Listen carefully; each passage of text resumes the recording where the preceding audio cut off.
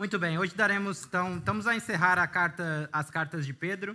Temos hoje mais uma mensagem. Hoje nós vamos expor aqui 2 Pedro capítulo 2. Acho que temos sido edificados, amém, irmãos? É uma carta muito atual, parece que Pedro escreveu ontem essa carta. E tem nos dado todas as ferramentas necessárias para vivermos nesses dias maus, onde nós conseguimos de fato ouvir a voz do nosso bom pastor, amém? Sem ruídos, para que consigamos andar num caminho reto. Vamos orar então. Senhor, te damos graças. Neste momento, nós pedimos que teu Espírito possa nos capacitar diante da sabedoria e da revelação, Senhor. Nós pedimos que o Senhor aquiete o nosso coração, nossos pensamentos, tudo aquilo que possa nos privar neste momento de ouvir a tua palavra, para que nós possamos ser moldados pelo teu Espírito e sairmos daqui mais parecidos com Jesus. Este é o desejo do nosso coração. Que cada palavra aqui possa penetrar mais íntimo no nosso interior, mais profundo no nosso interior, e nossa carne ela seja totalmente excluída da nossa vida, dos nossos desejos, para que possamos viver a tua vontade. Em nome de Jesus. Amém e amém. Muito bem. Eu intitulei hoje a mensagem, nós vamos expor, como eu falei, o 2º capítulo de 2 Pedro. Os irmãos podem abrir. Eu intitulei Nem Toda Voz Vem do Bom Pastor. Se os irmãos notaram, nós geralmente na liturgia envolvemos o conteúdo da mensagem em toda a liturgia para que isso possa penetrar ainda mais na nossa mente e nós tenhamos a consciência do que nós estamos a fazer aqui. Portanto, hoje eu quero trazer essa exposição. Então, antes disso, quero relembrar que na primeira mensagem do 2º capítulo, eu falei da segunda carta, eu falei que a maior ameaça para uma igreja não é a perseguição, não são as dificuldades da vida, nem mesmo as situações financeiras. A pior dificuldade para uma igreja, ou o maior problema que pode acontecer dentro de uma igreja é quando uma heresia se instala. É a única coisa que talvez tenha a capacidade de destruir uma igreja. Não por causa de Deus, obviamente, mas por causa das nossas intenções. Nós sabemos que, mesmo sendo líder, pastor, todos nós temos ainda essa natureza falha. E uma heresia, ela não vem escancarada, como se fosse num outdoor. Ela é sutil.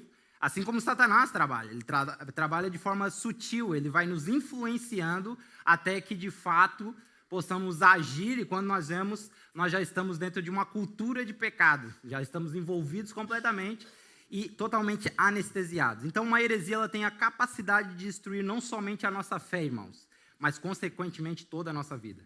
Quando falamos, é claro, de cristãos.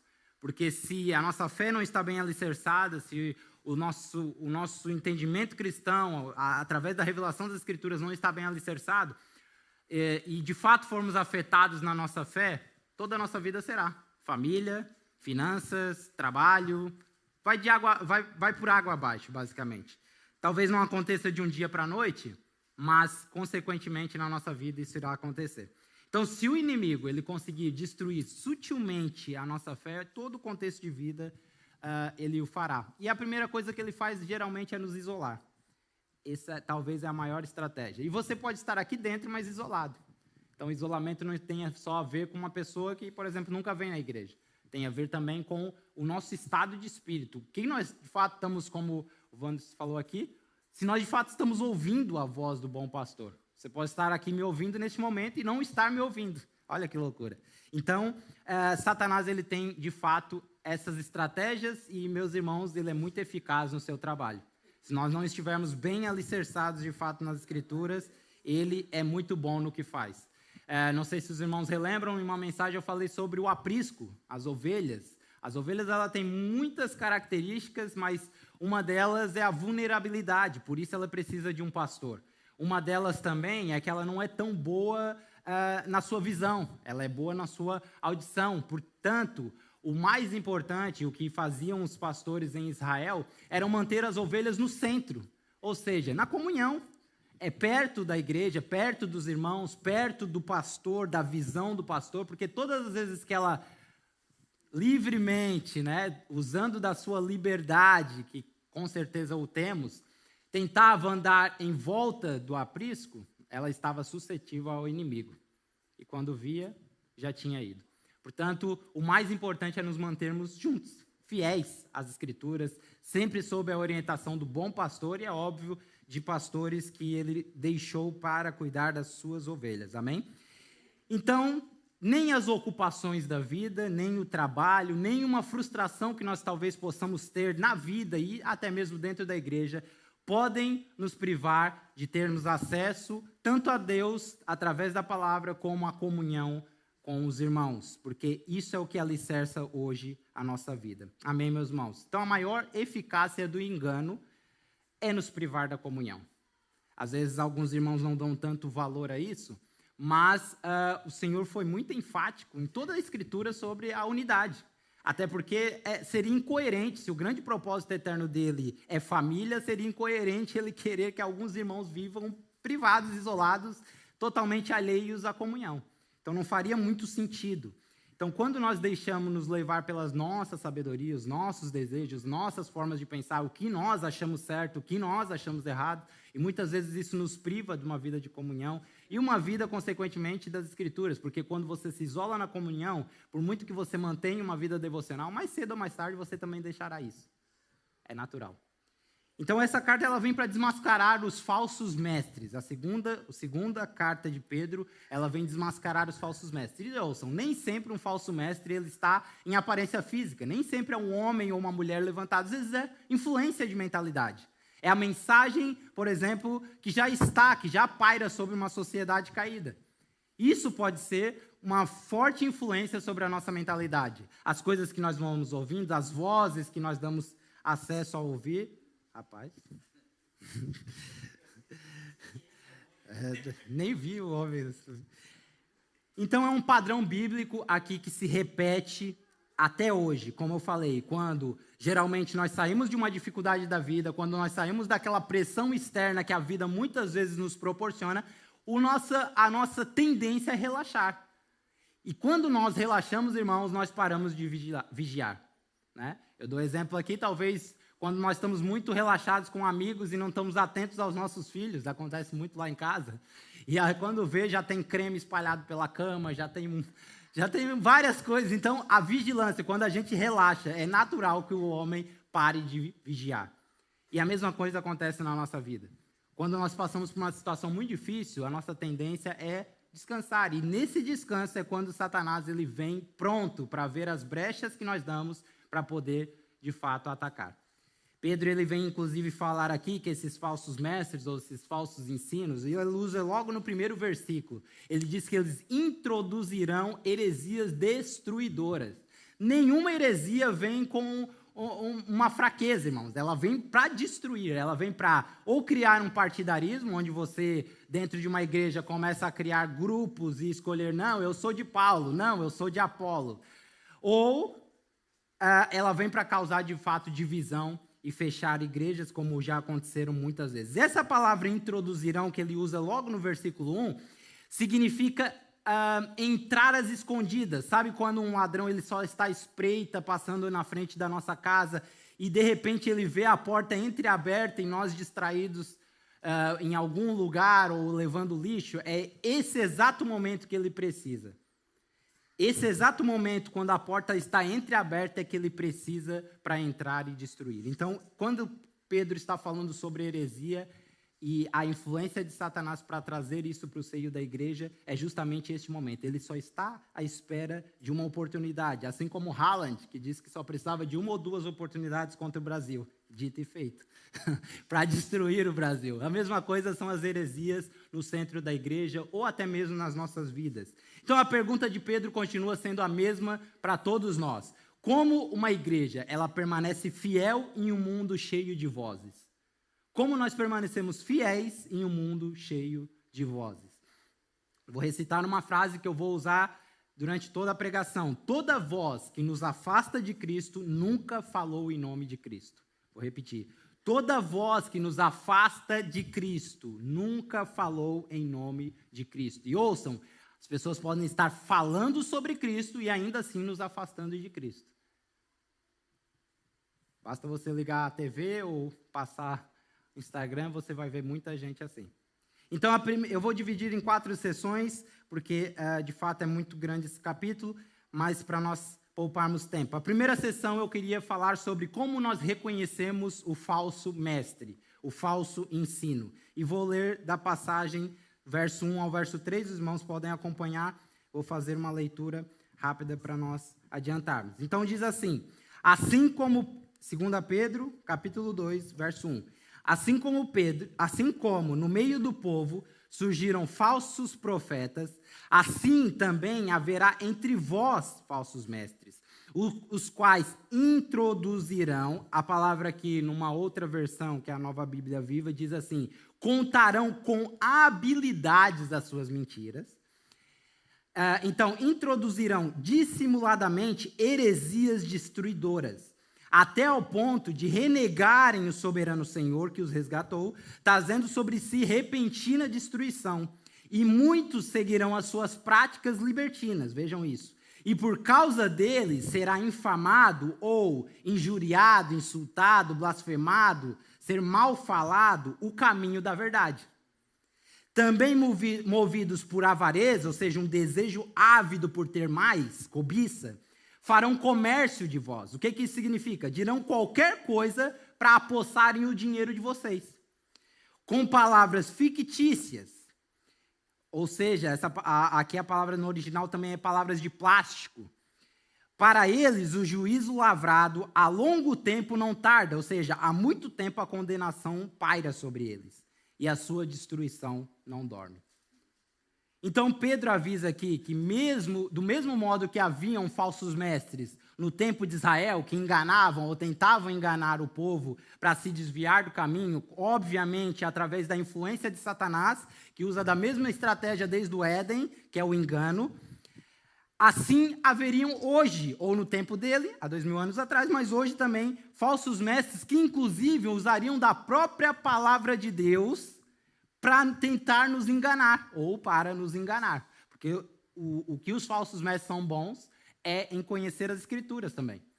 Então, assim como eu falei anteriormente, eles estão somente à espera de uma oportunidade para aplicar essas heresias destruidoras. O que seria a palavra heresia? No original, tem como exemplo alguém que está atacando uma cidade para conquistá-la. Essa palavra significa mentiras religiosas inventadas que levam à divisão ou ao partidarismo. Causa em nós divisão. Começa a nos colocar dúvidas sobre muitas coisas, se aquilo é honesto, se aquilo não é, se aquilo é certo, se aquilo não é, se aquilo está de fato coerente com as Escrituras, se aquilo... E acaba por nos causar muitas dúvidas que muitas vezes nos levam de fato para longe da fé. E ele usa outra palavra aqui, destruidora, que basicamente significa condenação. Então vejam só, heresias que levam-nos à condenação. Então ele usa essa palavra 6 vezes ao longo dessa carta, e sempre falando sobre uma condenação definitiva.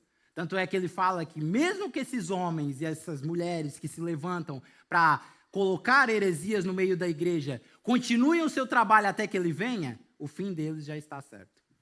Ele decreta o fim deles. Ele está basicamente, eu não estou dormindo, eu estou vendo absolutamente tudo. Então essa é a razão porque é tão trágico, meus irmãos, quando uma igreja trata como virtude ou indiferença os ensinos antibíblicos. Essa é a razão porque é tão destruidor. E muitas vezes as pessoas fazem isso em nome da falsa paz entre a unidade.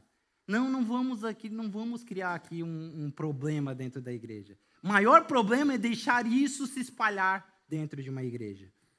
Às vezes eles se exibem como falsos pastores, como mestres, como evangelistas, mas tudo o que eles estão fazendo é destruir. E cuidado, irmãos, em Portugal já está cheio. E mais perto do que imaginamos. Então Pedro ele não estava aqui combatendo apenas um inimigo com o nome e endereço. Não era uma igreja específica, era um ambiente religioso confuso em todas as regiões. Exatamente como nos dias que nós estamos vivendo. No século I, haviam várias correntes, vários grupos que eram hereges, pessoas que difamavam mesmo. Eu vou citar alguns só para os irmãos terem uma noção do que eu vou trazer. Existia um grupo chamado epicurista. O que eles faziam? Eles questionavam a ética sexual. A frase deles era basicamente assim: o corpo foi feito por prazer, portanto, faça o que você desejar. Depois tinha os cínicos, o nome já diz, né?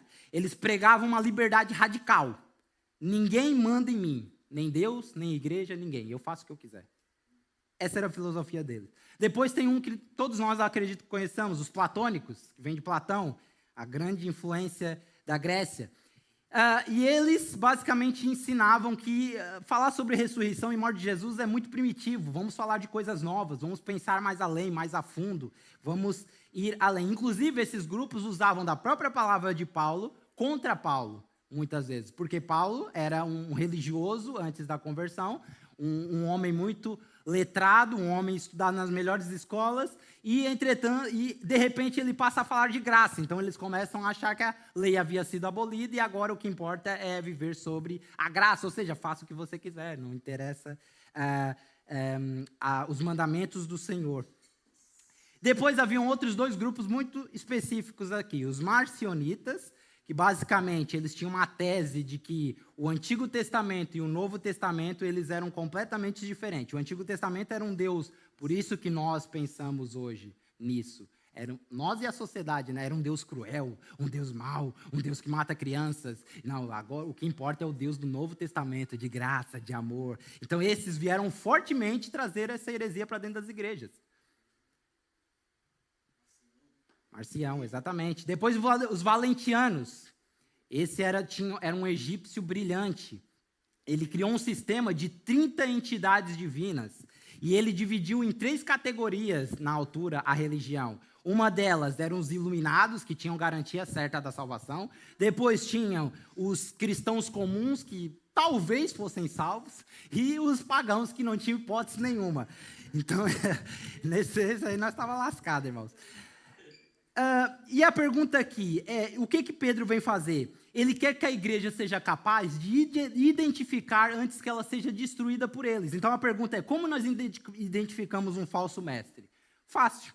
Hoje, os falsos mestres, meus irmãos, não precisam de uma filosofia elaborada como no primeiro século. Hoje, sabe o que eles precisam? Eles precisam de uma câmera.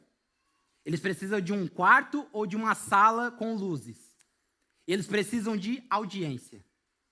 Hoje, os epicuristas do século I, eles precisam só de um canal do YouTube para falar que Deus quer que você seja feliz e próspero acima de tudo. O cínico moderno, ele só quer que você tenha um podcast a dizer que a igreja local é tóxica e o que importa é a tua fé e a de Deus. Então, vive só tu e Deus. O valentiniano de hoje divide os cristãos em ungidos, aqueles que são intocáveis, e os religiosos, que são contra esses.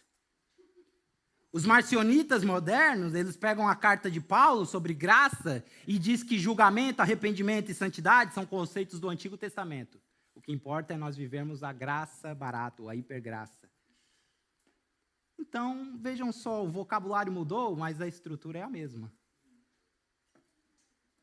Os falsos mestres, eles eram mais conhecidos por aquilo que eles negavam do que por aquilo que eles ensinavam. O que eles negavam com tudo isso? Inspiração bíblica, o caráter pecaminoso do ser humano, a morte e a ressurreição de Jesus. Então a resposta de Pedro aqui não é entrar em um debate filosófico, como quando nós entramos no Instagram, abrimos os comentários e tem lá 1 bilhão de crentes quebrando o pau um com o outro. Não era isso que Pedro estava propondo para cada um. Ele foi mais cirúrgico. Sabe o que ele disse? Desenvolve o caráter. Cristão, desenvolva o caráter. Obedeça ao Senhor, seja moldado por Cristo, torne-se mais parecido com Ele, porque na medida em que você conhece as Escrituras, se torna mais parecido com Ele, e você é sólido na sua fé, juntamente com a comunhão da igreja, dificilmente um falso mestre não vai ser identificado. Os falsos mestres só têm espaço onde há ignorância. Onde há um povo que não quer ler as Escrituras. É aí que eles dominam. E, meus irmãos, vou repetir, eles são muito bons no que fazem. Não pense, não, mas eu conheço. Não, mas eu sei identificar um falso mestre. Eles são muito bons no que fazem. Eles sabem enganar uma pessoa. Então a resposta é essa, desenvolve o caráter, porque quanto mais um cristão cresce em virtude, em domínio próprio, em conhecimento real de Deus, que é a palavra que ele usa inúmeras vezes aqui nessa carta, menos essas ideias têm poder, ou menos essas ideias têm onde pousar, onde reclinar, onde descansar. Você não precisa refutar cada heresia que aparece, você precisa ser um cristão íntegro, porque a própria heresia vai ser manifesta. Então, a primeira referência que eu faço aqui para identificarmos eles confessam Cristo com os lábios, mas negam o seu senhorio com a vida. É isso que Pedro está dizendo. Sabe o que significa, meus irmãos? É assumirmos, de uma vez por todas, a responsabilidade pela submissão a Cristo. Ah, Francisco, então eu preciso assumir uma responsabilidade diante da submissão de Cristo? Sim, você precisa. Porque esses falsos mestres diziam se pertencer a Cristo, conhecer Cristo, afirmando inclusive serem cristãos, só que quando via a vida deles, a obediência deles, népia. Não se submetiam aos mandamentos, quebravam princípios de Deus. Então o nosso caráter ele precisa ser coerente com a nossa profissão. Então não adianta, às vezes, nós levantarmos a mão e dizermos, Senhor, eu te aceito como Senhor da minha vida, quando não há uma mudança de vida. Na verdade, é um caráter que está sendo transformado pelo conhecimento da palavra, que confirma o que eu falei aqui na frente, quando eu aceitei Jesus. Por isso nós vemos inúmeras pessoas que nem estão na igreja, mas que um dia falaram que aceitavam Jesus. Então, o fato de dizermos que somos cristãos só é de fato visível quando a minha vida está sendo transformada dia a dia, pelo poder da palavra. Então, muitas pessoas se dizem cristãs, mas quando, de fato, nós olhamos para a vida delas, não tem responsabilidade nenhuma com a submissão a Cristo. E essa é a diferença. Não lê, não estuda a palavra, não ora, não tem comunhão com a igreja, não discipula ninguém. Há vários. Aí você perguntar, Francisco, mas é preciso fazer tudo isso então para mostrar que eu sou cristão? Não. Se você fizer tudo isso para mostrar que você é cristão, você é um religioso. Mas por você ser cristão, você faz tudo isso. Percebe a diferença? Está na sua natureza, faz parte de quem você agora é. Então essas coisas elas não podem nos fazer cristãos. Por sermos cristãos, nós o fazemos. A segunda referência para identificarmos um falso ensino é que eles vivem de forma que o evangelho perde credibilidade. O mundo, ele ridiculariza o evangelho por causa de cristãos nominais, que se dizem cristãos, mas que não seguem o Senhor que confessam com a boca. Então, muitas vezes, essas pessoas são desmascaradas como pessoas hipócritas, que dizem ser cristãs, mas não vivem. Então, professar com a boca, meus irmãos, não é garantia de salvação. Não adianta dizer, eu sou cristão, da igreja tal. Não adianta nada, isso não garante a sua salvação. Talvez um bom ambiente, porque você vem aqui e gosta do ambiente, mas não garante salvação. Vejam, não é sobre cometer um erro diante das pessoas, e as pessoas, por causa daquele erro, começarem a te julgar esporadicamente no seu ambiente de trabalho. Olha o cristão, não é tu o cristão? Não é sobre isso, meus irmãos. E atenção, essas pessoas sabem que você não é isso. Elas conhecem o teu caráter, porque elas estão vendo você todos os dias. Então não é um erro que define quem você é. Aqui ele está falando de pessoas que nem sequer tentam ser transformadas. Nem sequer tentam fugir do pecado. Nem sequer tentam ter uma vida que de fato mostre o evangelho.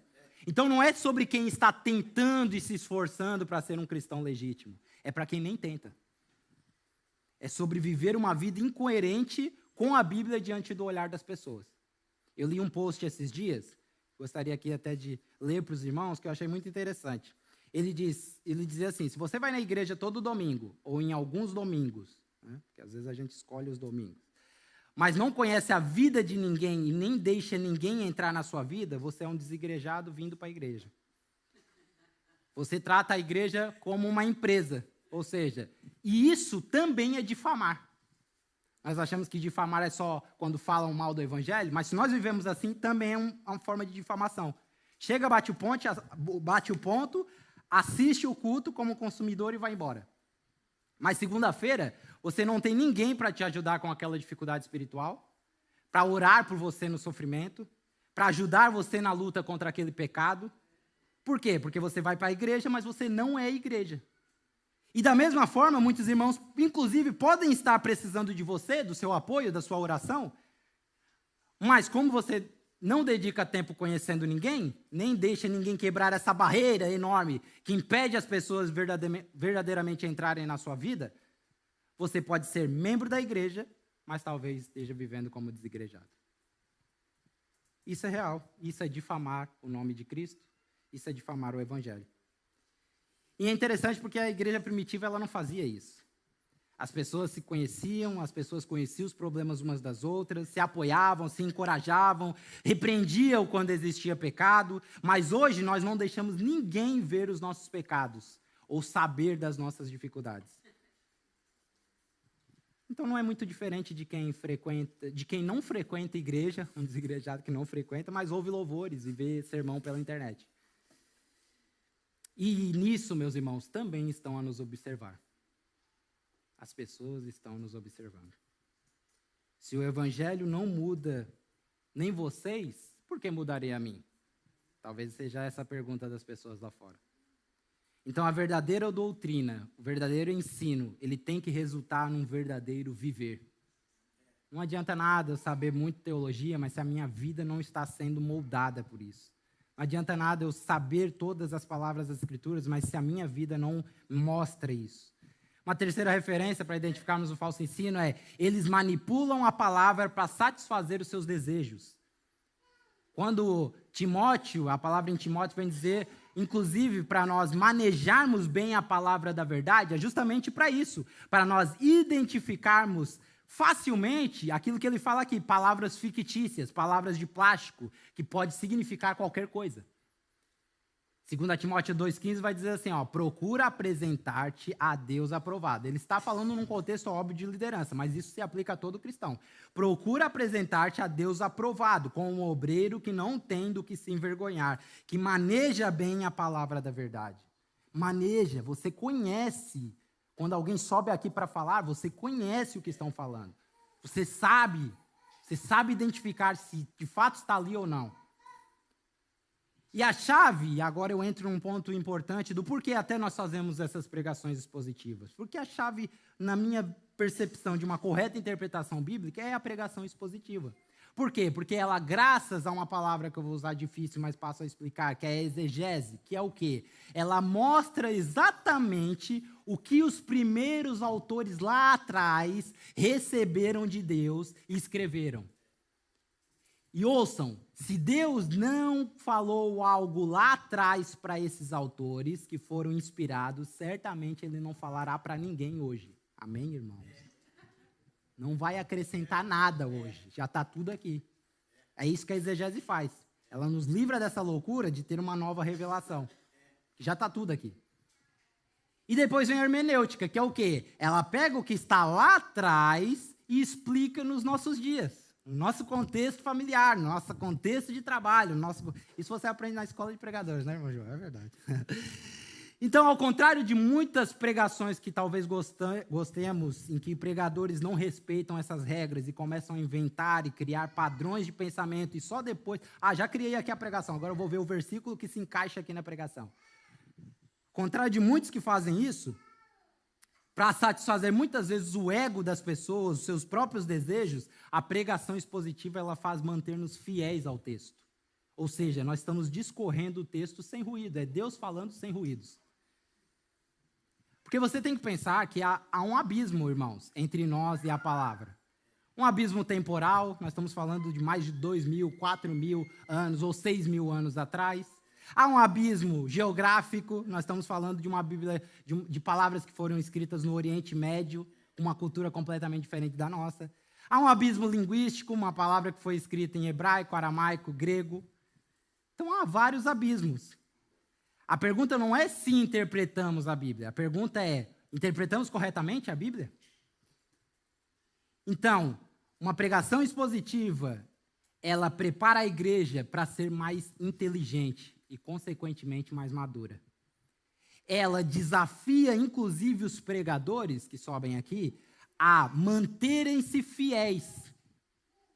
Uma pregação expositiva dá medo num pregador, sabe por quê? Porque sabe que todas as vezes que for expor, vocês vão estar analisando se de fato o que ele está falando é coerente. E aí ele vai ter que se manter fiel, na marra. Porque sabe que existem irmãos que manejam bem as escrituras. Não é de hoje, irmãos, que já convidamos pregadores aqui que falavam para nós que tinham medo de subir nosso púlpito. Que a nossa igreja é muito da palavra. E isso é ótimo de saber. Inclusive, prepara a igreja para identificar falsos mestres e denunciá-los. E ela nos livra de vivermos sobre o ego e sobre os nossos desejos. Porque aí nós vamos ter que manter e ver o que de fato a Bíblia está falando, e não o que eu acho que a Bíblia fala. Então Pedro termina essa sessão dizendo assim, ó, não tarda, significa que Deus não perdeu a vigência e nem a eficácia. Ele ainda é eficaz e virá a se cumprir tudo o que ele prometeu. Pedro diz que a destruição desses homens e dessas mulheres e desse sistema que paira no mundo é como se fosse um executor que está totalmente acordado e alerta, pronto para agir. Deus irá agir mediante esses falsos mestres. Como Deus é um Deus de verdade, ele vai julgar todos os mentirosos e os enganadores. Então vejam, a igreja nunca será destruída primeiro por perseguição. Ela sempre corre maior risco quando deixa de amar a verdade. Então repito novamente a palavra que falei, a frase que falei no início. Toda voz que nos afasta de Cristo nunca falou em nome de Cristo. E aqui partimos para a segunda sessão. A segunda sessão está em 2 Pedro, capítulo 2, do verso 4 ao 11. E nós vamos ver que a falsa doutrina, ela nasce quando alguém rejeita o senhorio de Cristo e passa a confiar em si mesmo.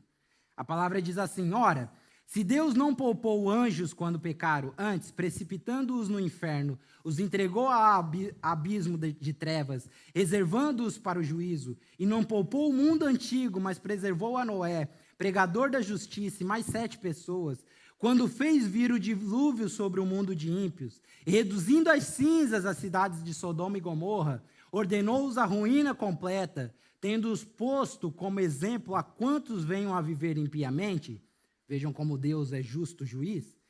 E livrou o justo Ló, afligido pelo procedimento libertino daqueles insubordinados, porque esse justo Ló, pelo que via e ouvia quando habitava entre eles, atormentava sua alma cada dia por causa das obras iníquas daqueles, é porque o Senhor sabe livrar da provação os piedosos e reservar sob castigo os injustos para o dia do juízo.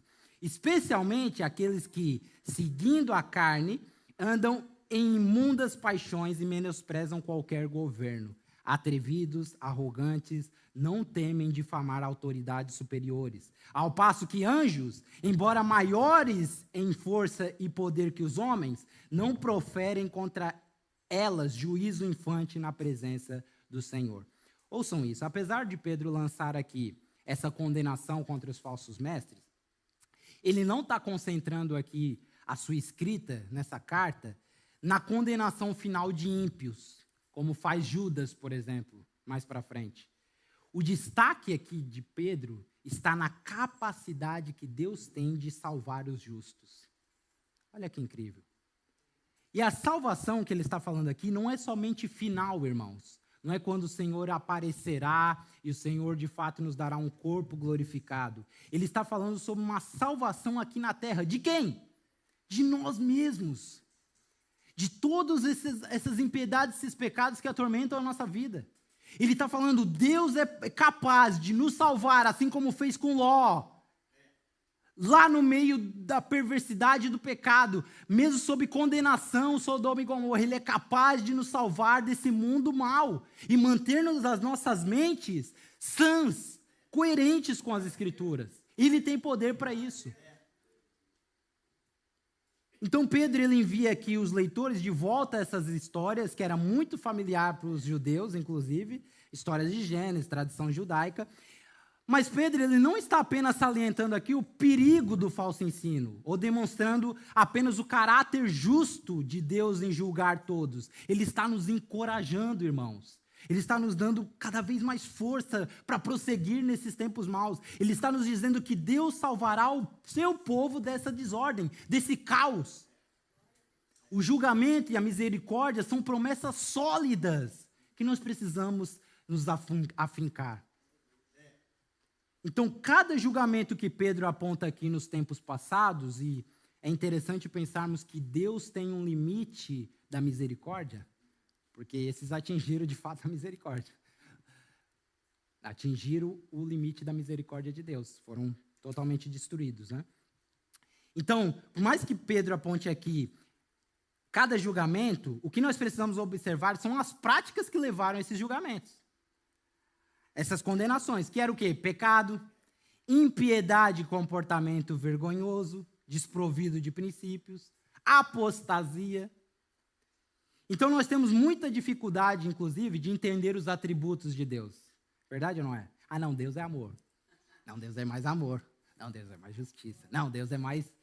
Nós temos dificuldades, e até hoje essas perguntas, nós medimos essas características de Deus, esses atributos, através de quantidade, através daquilo que nós imaginamos o que é mais e o que é melhor. Deus não entra nessa matemática da comparação. Ele não entra nessa quantidade. Sabe por quê, meus irmãos? Não é sobre o que Deus tem, é sobre quem Ele é. Ele é. Pode repetir comigo? Deus é. Não é Deus tem, é Deus é. E é diferente ser e é diferente ter. Ele é a mesma medida de amor, justiça, bondade, santidade, benignidade, longanimidade e assim vai. A mesma. Da mesma forma que ele aplica o amor porque ele é amor, ele aplica a justiça porque ele é justiça. Então não adianta a gente querer comparar, não, Deus é mais amor do que mais. Ele vai aplicar tudo na justa medida porque ele é.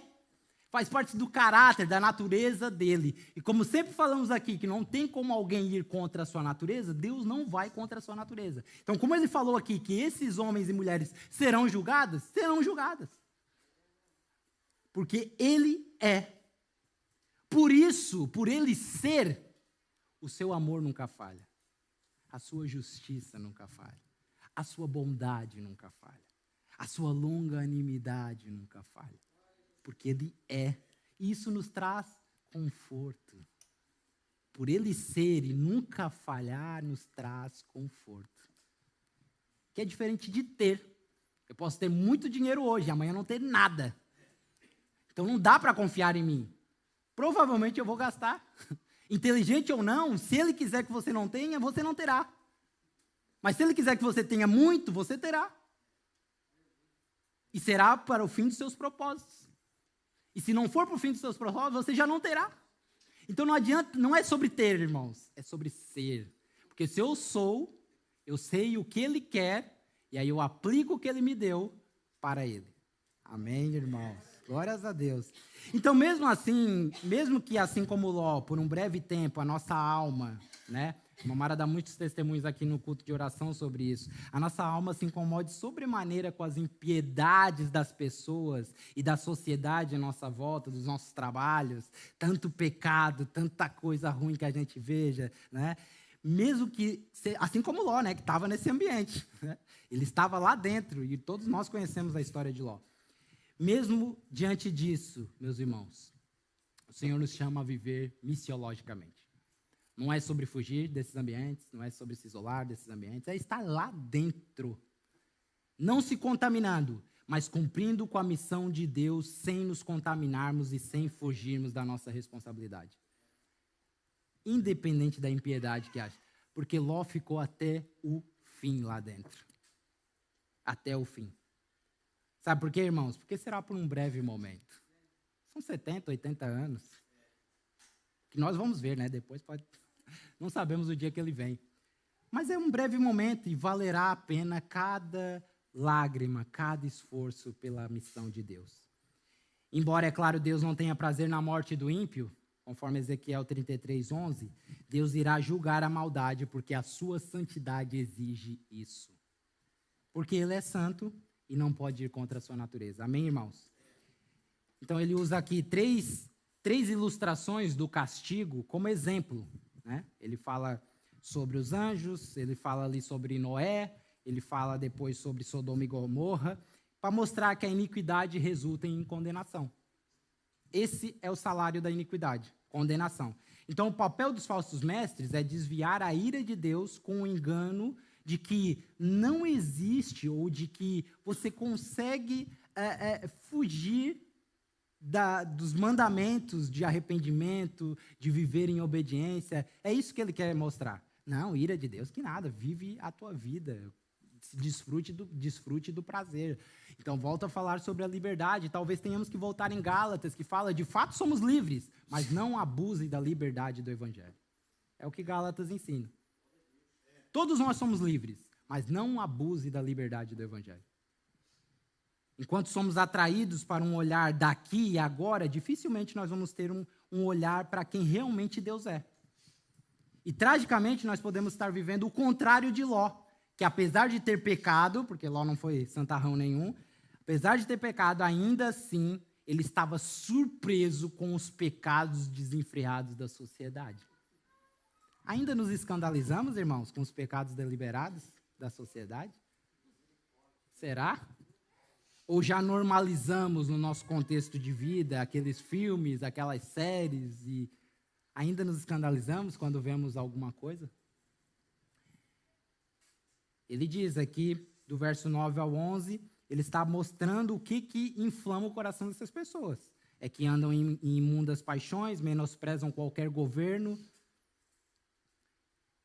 E disso eu tiro algumas conclusões. Primeiro, uma geração sem governo sempre produzirá uma fé sem transformação.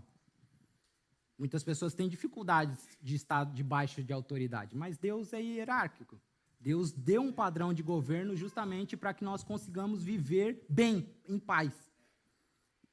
E isso não é uma privação de liberdade. Pelo contrário, quanto mais submetidos ao senhorio de Cristo, ao governo de Deus e automaticamente daqueles que Ele nos deixou, mais livre nós somos. Então, os falsos mestres, eles tinham uma característica comum. Eles identificavam-se exteriormente como Cristo, mas não se submetiam ao senhorio. E eles tinham 2 bases, a luxúria, que é o olhar ganancioso sobre conquistas, e o desvio bíblico para o falso significado, inclusive de prosperidade, e a arrogância, sabe? Não é só de achar que sabe tudo, a arrogância nem sempre é só isso, mas é de não ser humilde, de aprender mais e seguir seus próprios caminhos. Igual aqueles cristãos que acham, não, já aprendi sobre isso, não preciso mais saber sobre isso. Não, já li a Bíblia toda 50 vezes, já sei tudo da Bíblia, e não preciso mais ler Bíblia. Sim, já devia estar no céu, irmão. Então, como que isso aparece hoje para nós? Cristãos que querem um Salvador, mas não um Senhor? Pessoas que escolhem quais mandamentos vão obedecer? Não, esse sim, esse é para mim, se encaixa comigo. Esse aqui não tem nada a ver comigo.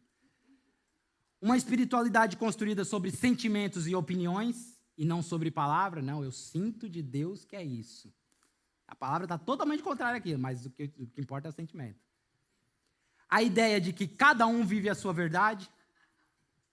Não, o que importa é a minha verdade, a minha interpretação, o que eu sei. Os homens e mulheres que estudaram 1 bilhão de anos durante sua vida, não importa o que eles falaram, hoje é a minha revelação que importa.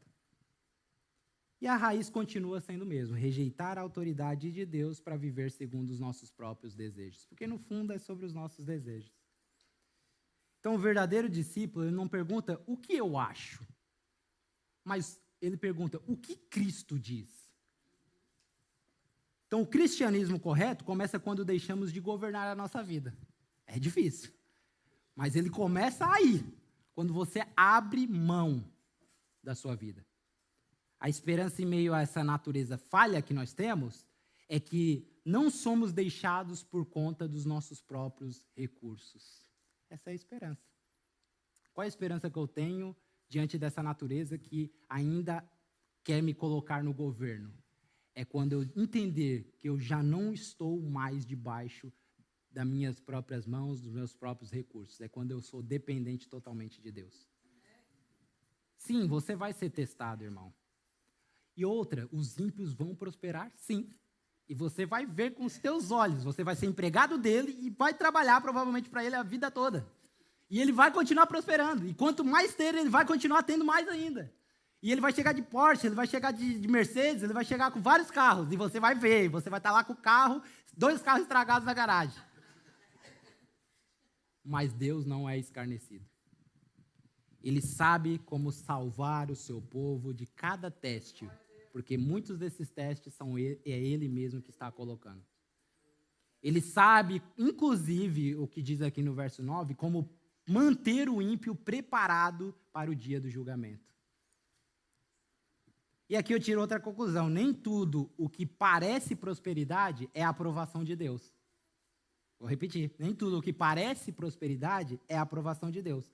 Os falsos mestres, eles prosperavam, irmãos. Eles tinham seguidores, eles tinham influência, eles tinham dinheiro, eles tinham prestígio, ainda hoje tem, e muitos os seguem. Mas Pedro afirma, o Senhor sabe livrar os piedosos da aprovação e reservar os injustos para o dia do juízo. Como que isso parece hoje? Hoje nós vivemos uma geração que mede bênção por dinheiro, crescimento numérico, influência, sucesso. Mas Deus mede por fidelidade, santidade, perseverança e obediência. Contrário.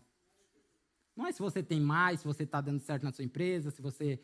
Não é sobre isso. Ele quer saber o quanto você é fiel na medida da sua prosperidade. O quanto você é santo na medida do seu sucesso financeiro ou empresarial ou no seu trabalho.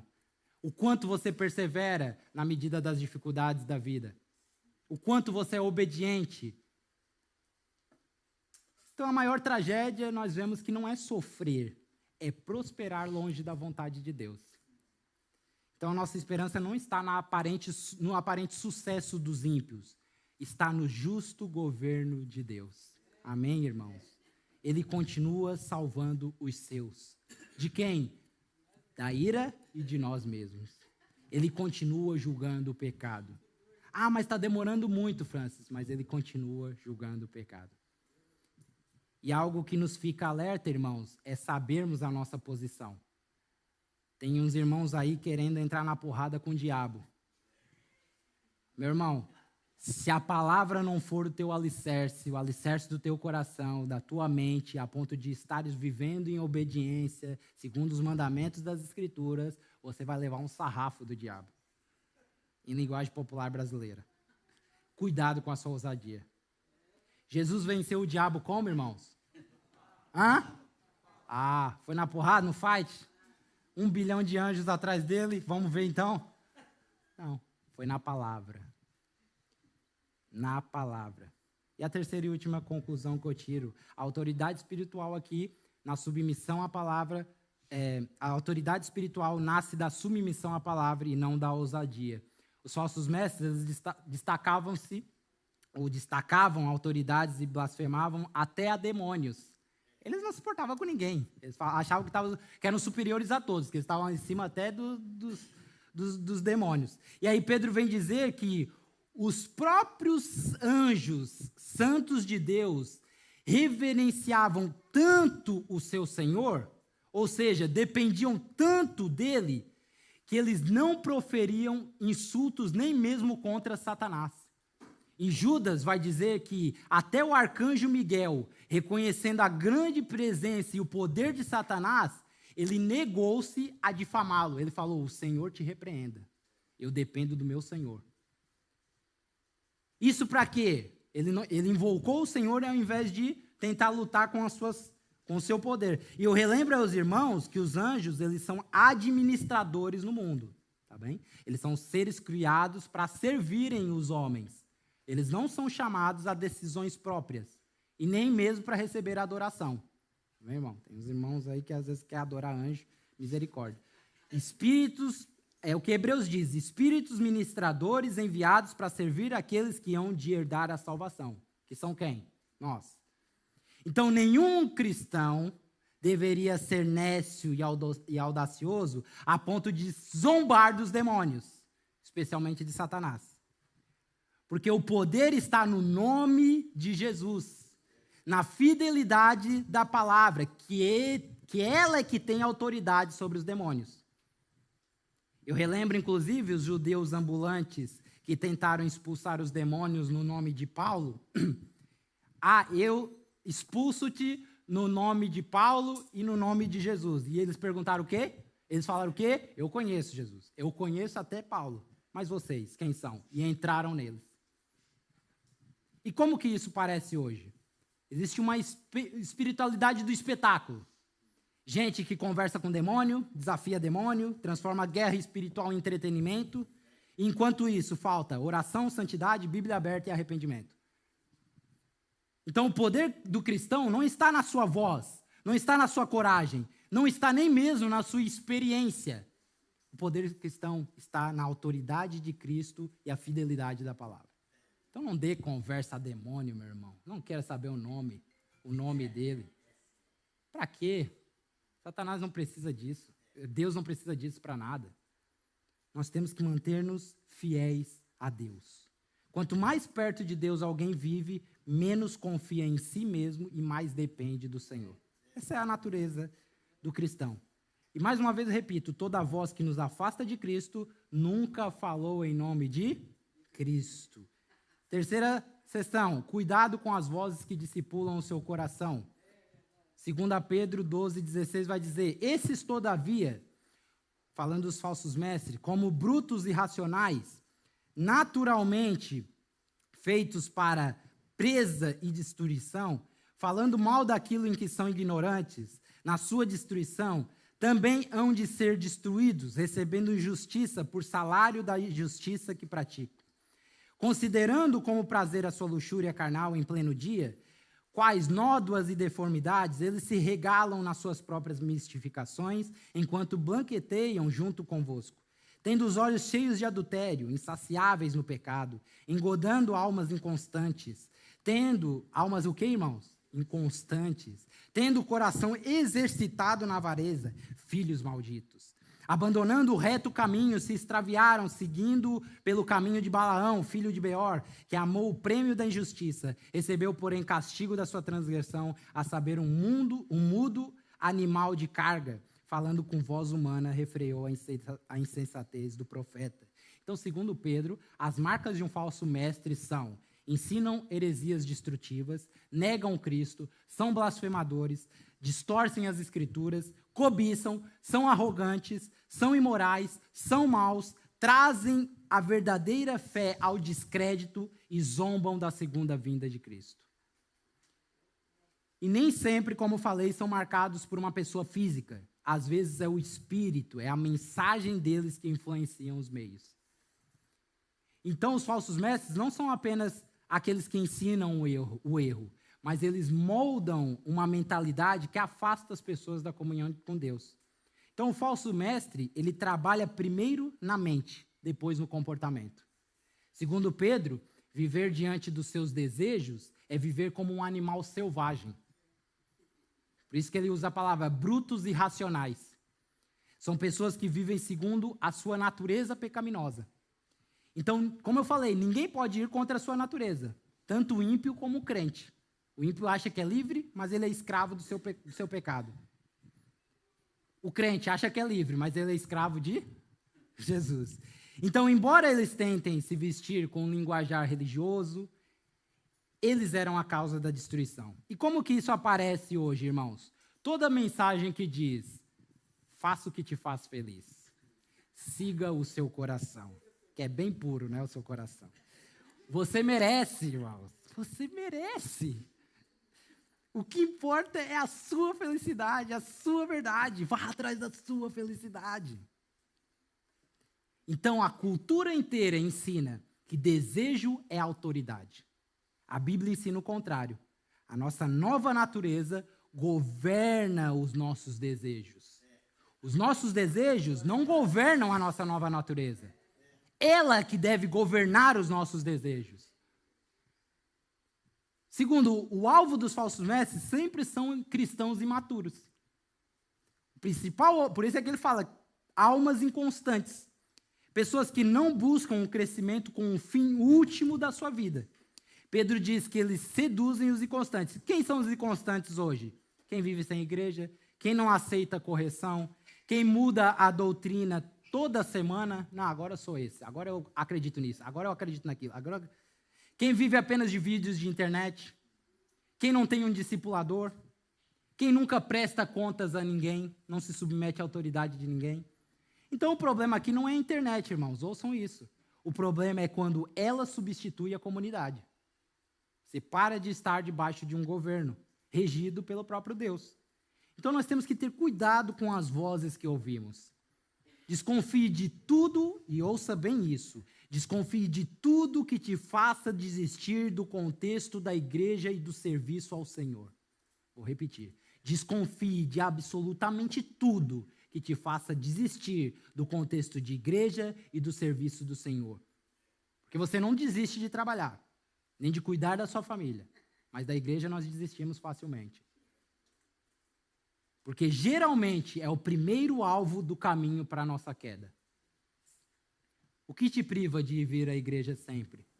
O que te faz não querer vir orar? Um monte de gente que fala de vários problemas, está capengando, sem perna, mas não vem orar.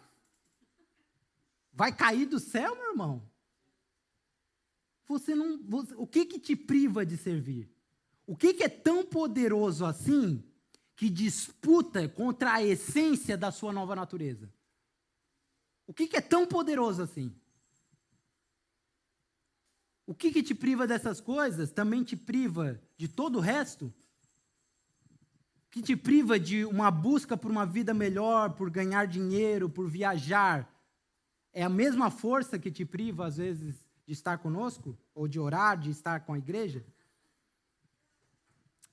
E como eu falei, se nós achamos que somos inteligentes demais, que não somos enganados, porque vemos todos os enganos que estão na televisão passando, Pedro alerta que essas pessoas que enganam, são exercitados na avareza.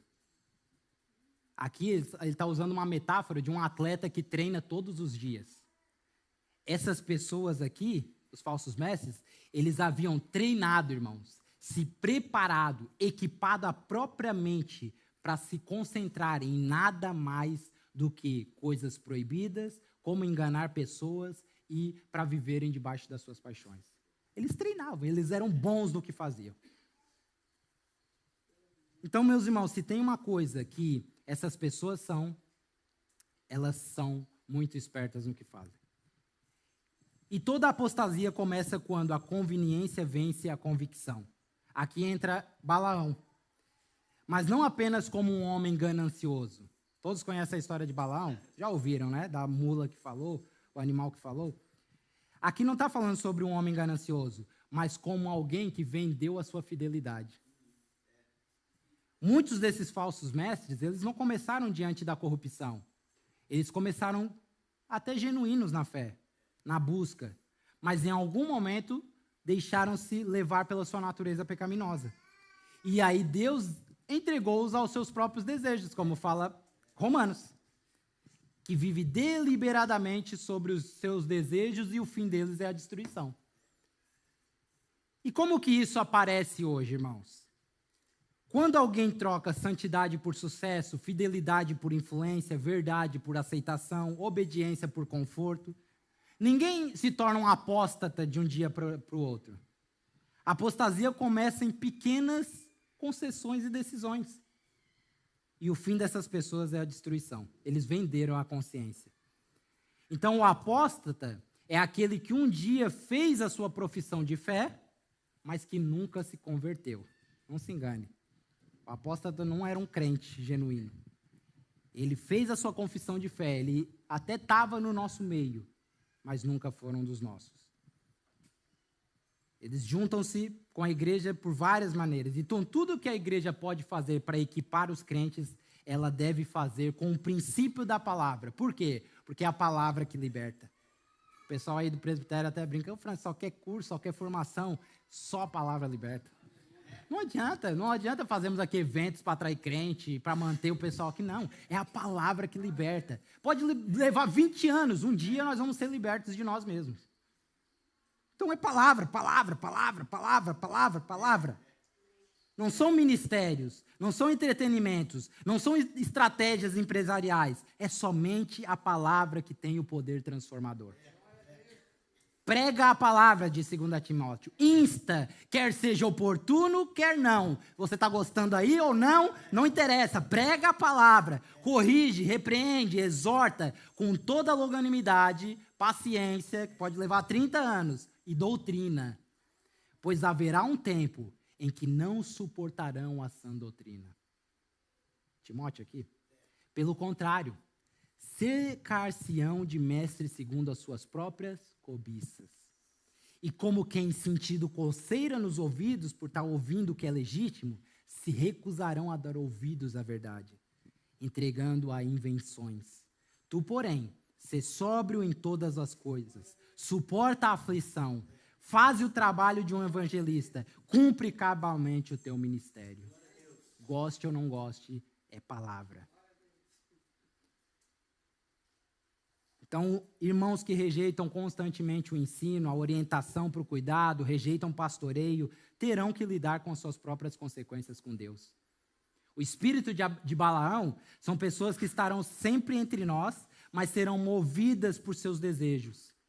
Algum tipo de sucesso.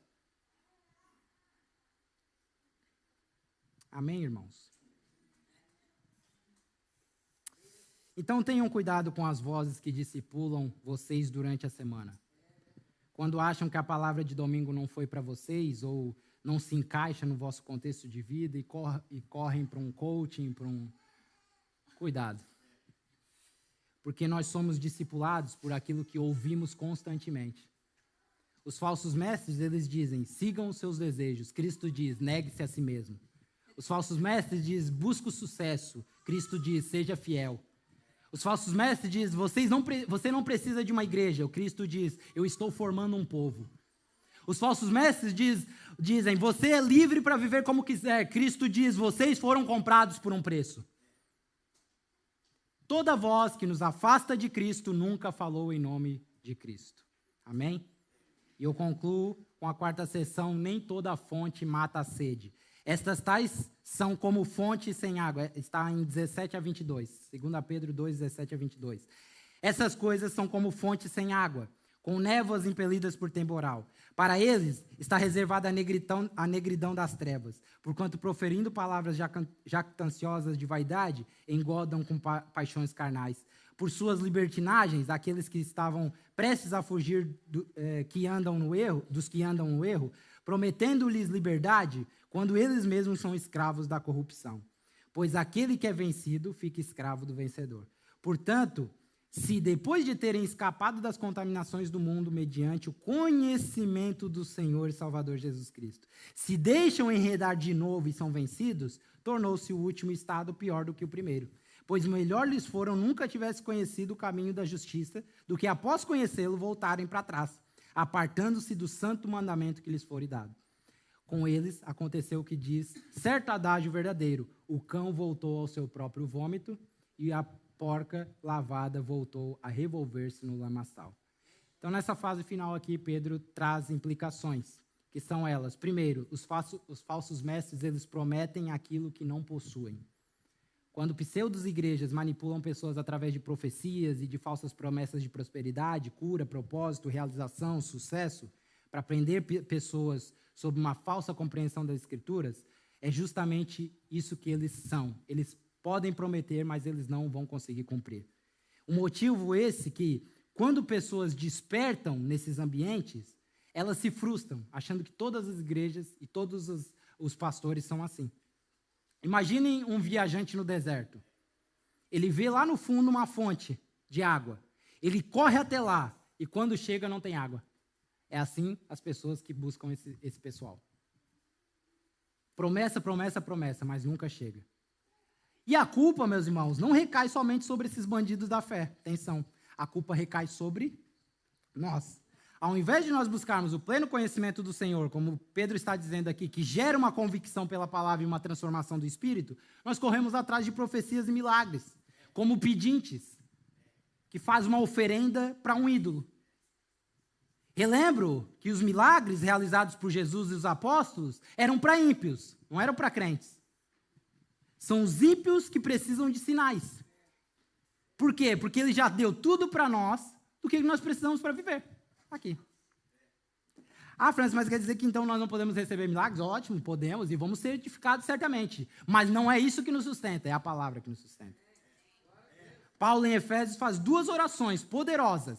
E vejam, não é, Senhor, dê milagres e prodígios e coisas sobrenaturais. Ele ora primeiramente em Efésios capítulo 1. Senhor, eu oro para que os olhos deles sejam iluminados e os dê um espírito de sabedoria e revelação. Conhecimento. Aí depois, no capítulo 3, ele ora, Senhor, para que sejamos fortalecidos em poder, mediante o seu Espírito no homem interior, habite no nosso coração pela fé, estando nós arraigados e alicerçados, a fim de poder compreender conhecimento com todos os santos, qual a largura, o comprimento, a altura, a profundidade, e conhecer o amor de Cristo. Conhecimento. Então, o que Paulo ora por nós? Por conhecimento. As 2 orações remetem ao conhecimento. Então, muitas vezes nós buscamos experiências extraordinárias quando Deus já deu a extraordinária palavra. Então, cuidado com as mensagens motivacionais, louvores que centralizam o homem.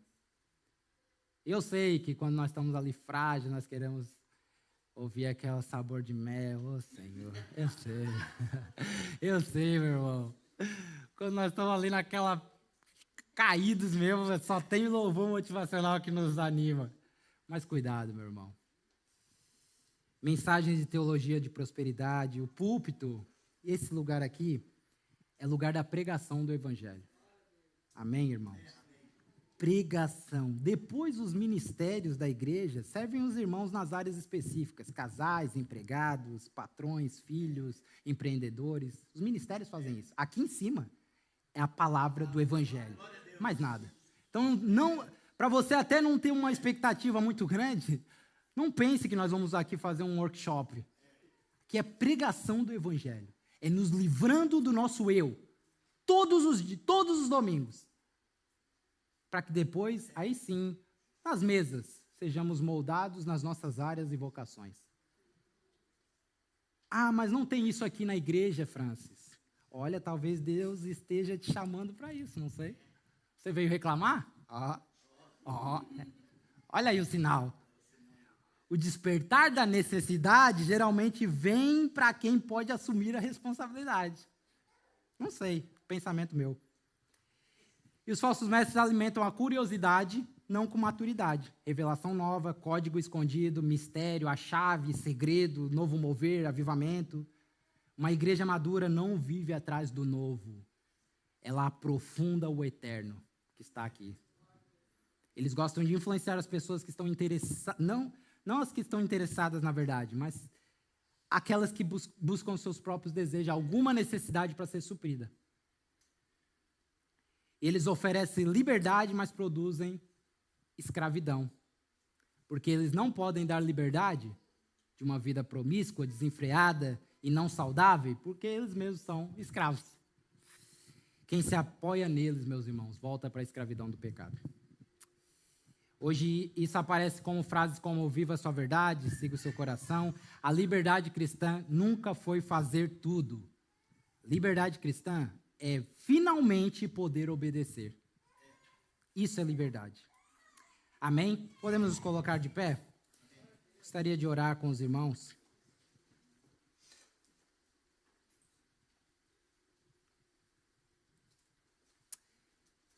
Relembra essa frase, meus irmãos, que toda voz que nos afasta de Cristo nunca falou em nome de Cristo. Então, o que nós fazemos com tudo isso, irmãos? Eu gosto sempre de terminar assim. Primeiro, ouçam isso. Aprendamos a discernir as vozes que alimentam a nossa alma. Nem toda mensagem que fala de Deus conduz a Deus. Pergunte sempre, essa voz me leva a amar mais a Cristo, a sua palavra e a sua igreja? Se o que você está ouvindo te leva e te impulsiona mais para isso, ótimo. Segundo, não troquemos a profundidade das Escrituras pela emoção do momento. A nossa fé não está firmada, mais uma vez digo, em experiências extraordinárias. Elas são boas, são oportunas e têm o seu tempo. mas a nossa fé está firmada na extraordinária revelação que Deus já nos deu em sua palavra. Terceiro, permaneçamos firmes na comunhão da igreja. Ovelhas isoladas, por muito inteligentes que sejam, tornam-se alvos fáceis. Deus nos chamou para crescer juntos, Deus nos deu vocações específicas e cada um precisa saber a sua posição. Servir juntos, corrigir-nos mutuamente e perseverar como o corpo de Cristo. Quarto, guardemos o nosso coração, irmãos. Os falsos mestres, eles prometem liberdade, prosperidade e realização, mas conduzem à escravidão. Cristo, por outro lado, nos chama à renúncia e justamente por isso nos conduz à verdadeira liberdade. O que nos dá liberdade é quanto mais nós renunciamos da nossa própria vida. E por fim, examine-se a si mesmo. Pedro termina esse capítulo mostrando que a verdadeira diferença não está na aparência, mas na natureza. O que nos diferencia dos falsos que estão no nosso meio não é a aparência. Posso estar aqui muito bem vestido, mas minha vida totalmente influenciada pelo pecado. A pergunta não é se frequentamos uma igreja, se conhecemos a linguagem cristã, varão, aleluia, varão valoroso, ou se participamos de atividades religiosas. A pergunta é, recebemos realmente uma nova natureza de Cristo? Porque quem nasceu de novo pode tropeçar, pode ser disciplinado, pode passar por lutas, mas jamais encontrará descanso permanente no pecado. Jamais. A sua nova natureza sempre vai te levar novamente para Cristo. Para Cristo. Então nós vivemos em um tempo em que nunca tivemos acesso a tantas vozes, irmãos. Mas no meio de tantas mensagens, Deus continua falando por meio da sua palavra. Que sejamos uma igreja que ama as Escrituras mais do que as novidades. Que ama a comunhão mais do que a autonomia. E que ama Cristo mais do que qualquer promessa que este mundo possa oferecer. As ovelhas de Jesus continuam reconhecendo a voz do seu pastor. Que nunca percamos a sensibilidade para ouvi-la e a coragem para segui-la. Amém?